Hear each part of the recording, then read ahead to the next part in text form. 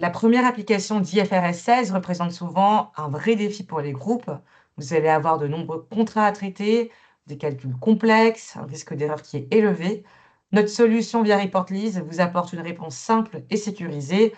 Vous allez pouvoir importer facilement vos contrats, les calculs sont automatisés et les impacts comptables sont générés en toute conformité.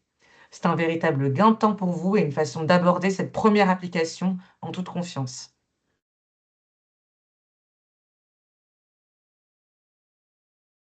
Donc, lors de votre première application d'IFRS 16, la différence majeure, c'est qu'on doit retraiter tous les contrats déjà existants. Donc, moi, je vais me mettre à la place d'une consolideuse qui est en charge de l'application d'IFRS 16 et on va voir ensemble comment, via Reportlease, va pouvoir vous simplifier cette première application pour que vous puissiez passer vos retraitements de manière sécurisée, tracée et évidemment conforme à la réglementation.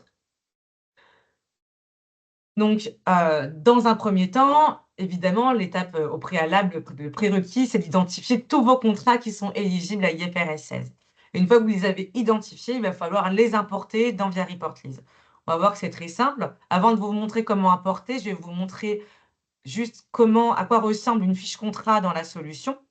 Donc si par exemple ici, je vais, sur, un des contrats, démonstration lease CS par exemple, on va voir que dans une fiche contrat, on va retrouver différentes informations saisissables. Ici, j'ai les informations générales. Donc c'est ici que vous allez pouvoir renseigner, la référence de votre contrat, le bailleur, le preneur, quelle est la date d'application, la norme IFRS 16, hein, de première application et évidemment des éléments relatifs à la comptabilisation, le compte de location, l'imputation analytique, la devise, est-ce que je suis sur une année pleine ou non en termes de base d'amortissement?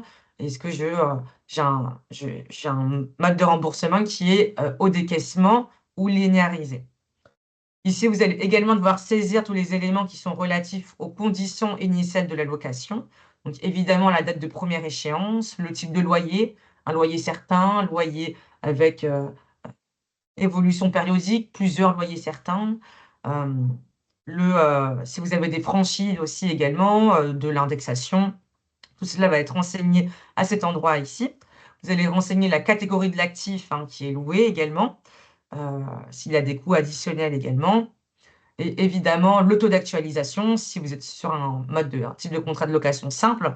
Si vous êtes sur un type de contrat de location financement, vous allez rentrer, la valeur de l'actif et tous les éléments qui sont liés, à la périodicité, de paiement de votre loyer, hein, semestriel, trimestriel ou annuel, la durée contractuelle en mois. Est-ce que vous êtes sur un type de paiement, en début de mois ou en fin de mois, hein, à échoir ou long terme échu? Et évidemment d'autres informations complémentaires si nécessaire, qui sont des informations purement reporting, hein, vous allez pouvoir joindre des commentaires, des champs personnalisés si nécessaire afin de pouvoir identifier au plus près vos différents contrats. C'est également ici que vous allez pouvoir joindre, votre contrat en PDF, hein. Ça vous permet de pouvoir stocker vraiment l'ensemble de vos contrats sur une seule et même solution. Donc ici, on a vu vraiment comment on peut saisir un contrat manuellement dans la solution. C'est très simple, hein. Vous pouvez saisir un contrat en moins d'une minute. Mais évidemment, lors de votre première application de la norme IFRS 16, vous allez vouloir importer, évidemment, tous vos contrats, de la manière la plus rapide qui soit. Donc dans le menu de gauche, vous allez retrouver un menu d'import-export et ici, je vais aller au niveau de l'import des contrats. Je vais pouvoir retrouver un template Excel que vous allez pouvoir utiliser pour pouvoir importer, tous vos contrats sur, un seul et même fichier d'import.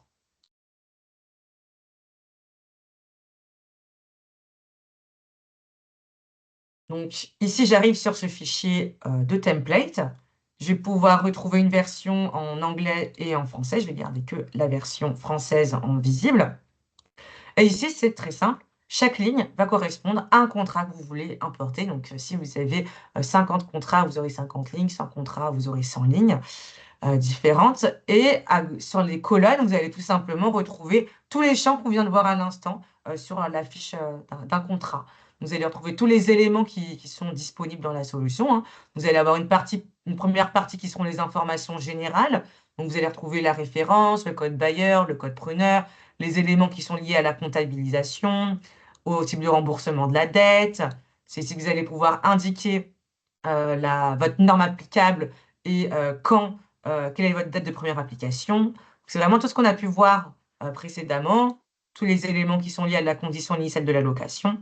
Tous les éléments qui sont en rose sont les éléments qui sont obligatoires, que vous devez obligatoirement saisir pour pouvoir importer votre contrat dans la solution.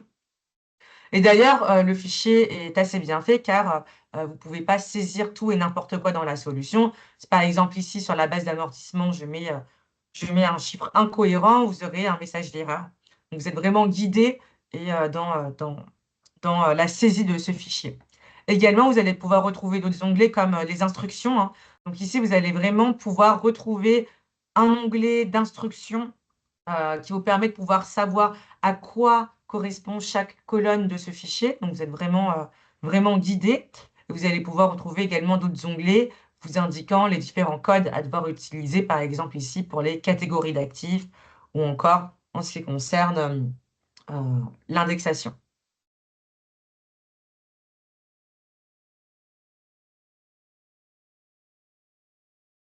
Donc, dans votre première étape première application de la norme IFRS 16, la première étape, c'est de rassembler tous vos contrats.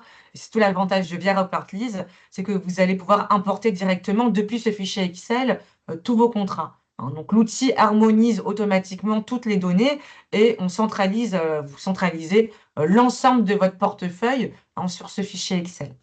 Donc comme ça, vous avez vraiment une base unique, fiable et exhaustive dès le départ. Vous êtes guidé pour la saisie de ce template et vous allez pouvoir très facilement importer l'ensemble de votre contrat tech euh, à partir de ce fichier. Donc maintenant que nous avons importé tous nos contrats éligibles IFRS 16, je vais prendre l'exemple d'un contrat spécifique afin de pouvoir voir ensemble l'analyse des calculs et écritures qui vont être générés automatiquement par via Reportlease. Donc dans cet exemple, je suis consolideuse d'un groupe qui vient de faire son passage aux IFRS au 1er janvier 2025. Moi, je me place en période de clôture au 31 décembre 2025. Et donc, je vais rentrer sur un contrat, le contrat Demo First Application, et on va être sur une situation assez classique, c'est-à-dire un contrat qui est antérieur à la mise en place de la première application d'IFRS 16. Donc, c'est un contrat qui a été initié en 2023, au 3 juin 2023. Donc, je vais pouvoir retrouver tous les éléments de ce contrat. C'est un contrat de location simple concernant un véhicule de transport qui a une périodicité semestrielle et une durée contractuelle de 60 mois, hein, en termes à échoir, donc en début de mois. Donc tous les paiements se font en début de mois. Et donc ici, je vais pouvoir indiquer juste au-dessus qu'il s'agit d'une première application de la norme IFRS 16. Donc d'ailleurs, c'est un champ qui est disponible, comme on l'a vu tout à l'heure, hein, sur le template Excel directement. Donc là, je vais indiquer que je suis en norme IFRS à partir de janvier 2025. Donc, à savoir aussi que vous avez une fonctionnalité dans Lise qui vous permet de pouvoir mettre automatiquement sur tous vos contrats une date de première application de la norme. Donc ici, je vais renseigner manuellement date de première application au 1er janvier 2025. Et ici, automatiquement, je vais être sur une approche rétrospective qui est modifiée, hein. Donc, pour Momento, IFRS 16, elle prévoit vraiment deux méthodes de transition. Soit l'approche rétrospective complète, où on va recalculer tout l'historique du contrat avec retraitement des comparatifs, soit l'approche rétrospective modifiée qui est la plus utilisée en pratique, hein, et qui consiste à appliquer vraiment la norme directement au 1er janvier 2025, donc sans retraiter les comparatifs. Et dans l'approche modifiée, donc on va avoir deux options de calcul du droit d'utilisation, comme on peut le voir ici, donc soit à la valeur nette comptable, soit sur la dette actualisée. Donc ici, par exemple, sur la valeur nette comptable, l'outil va reconstituer automatiquement la valeur nette comptable de l'actif du droit d'utilisation, hein. Donc c'est comme si IFRS 16 avait été appliqué dès 2023 avec 2 ans d'amortissement déjà passés. Et donc ici, vous allez pouvoir retrouver vraiment générer directement l'échéancier contractuel, et le plan d'amortissement de l'actif et l'amortissement de la dette. Donc si je vais sur l'échéancier contractuel ici, je vais avoir ma nouvelle dette qui a été, calculée, sous, l'approche rétrospective, modifiée, sur la méthode de la valeur nette comptable. Et ici, on va bien voir, la constatation de la dette à date de première application de la norme, donc bien au 1er janvier 2025, avec, la constatation, d'intérêts payés, capitalisés, les différents remboursements, afin d'avoir vraiment une dette finale, qui sera bien à 0 à terme du contrat. Et je vais pouvoir visualiser donc les écritures qui vont être générées. Donc ici, je vais au niveau des analyses. Donc je vais ouvrir l'analyse sur un nouvel onglet. Et ici, on va pouvoir retrouver vraiment son schéma d'écriture. Donc là, je vais avoir une première partie sur l'actif, une première partie sur le passif et enfin, les retraitements qui sont liés au compte de résultat. Si je veux, en colonne, je vais avoir mes différents flux. Donc je peux passer mon curseur pour voir à quoi correspond chaque flux. Donc là, évidemment, le flux FE10, c'est le flux de première application normative. Donc là, je vais pouvoir vraiment retrouver la constatation, de ma dette, hein, au 31 décembre 2025, que je vais pouvoir également retrouver ici, hein, si je vais sur le plan d'amortissement de l'actif. Ici, j'ai la constatation au 31 janvier 2025 de mon actif, de l'entrée de mon actif. Je vais pouvoir retrouver également les paiements d'avance, hein, car j'étais sur un terme à échoir, et la constatation de mes amortissements.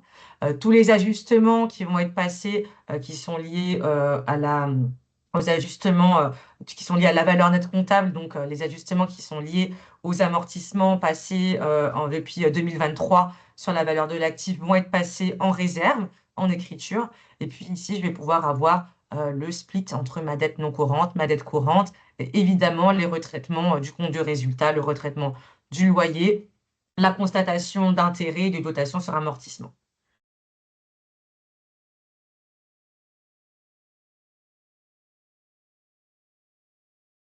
Donc sur la méthode de la dette actualisée va être, égale directement, à l'actif, hein. Donc cette fois-ci, l'actif va avoir le montant de la dette de location qui est calculé au 1er janvier 2025 et il n'y aura pas d'amortissement rétroactif comme ça aurait pu être le cas au niveau, si on avait utilisé la méthode de la valeur nette comptable.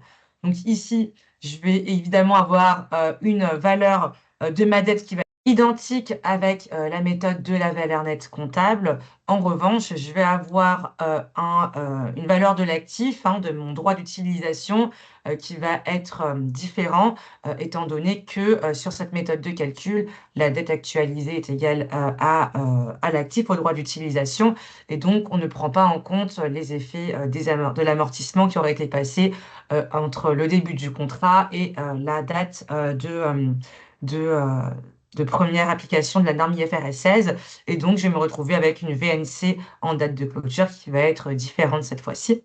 Et donc, on peut le voir, hein, c'est un des avantages de la solution via Reportlease, c'est que c'est très facile pour vous de pouvoir comparer vos différents impacts de comptabilisation. Donc ici, on l'a vu, on peut très facilement en un seul clic choisir un modèle de calcul ou un autre. Les calculs sont générés automatiquement et vous allez pouvoir analyser, comparer vos impacts très facilement dans la solution. Donc là, j'ai ouvert sur un second onglet la nouvelle écriture qui va être générée sur cette approche. Donc ici, on retrouve vraiment que la valeur de l'actif est égale à la dette actualisée. Le bilan est simple à la date de première application, actif est égal à passif, et les dotations aux amortissements IFRS 16 ne commenceront qu'à partir de 2025. Donc il n'y a pas de correction d'équité, il n'y a pas d'ajustement qui passe en capitaux propres sur cette méthode. Et évidemment, cet, outil d'analyse dans lequel je me trouve, Web Analyzer, vous permet de pouvoir, sortir toutes les analyses, qui vous intéressent.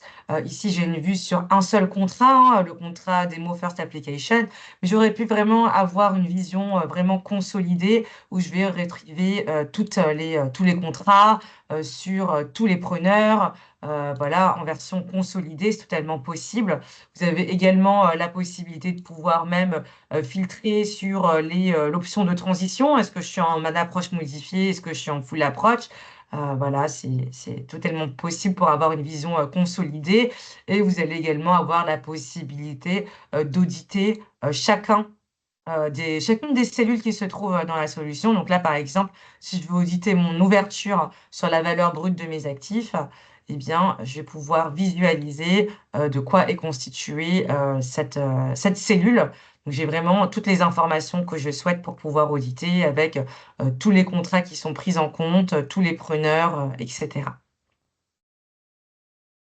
Donc évidemment, toutes ces, écritures vont pouvoir être exportées dans le format, adéquat à votre solution de consolidation et nous avons pu, voir qu'avec Via Reportly, vous avez vraiment une couverture complète d'IFRS 16, hein. Donc à la fois qui est très simple d'usage, on a pu voir, saisir manuellement un contrat, cela se fait très rapidement dans la solution. On a également un fichier template des Excel qui vous permet d'importer l'ensemble de vos contrats en un seul fichier d'import, un fichier qui est guidé avec des instructions, et des contrôles évidemment pour vous assurer de la cohérence des données, que vous allez importer dans la solution.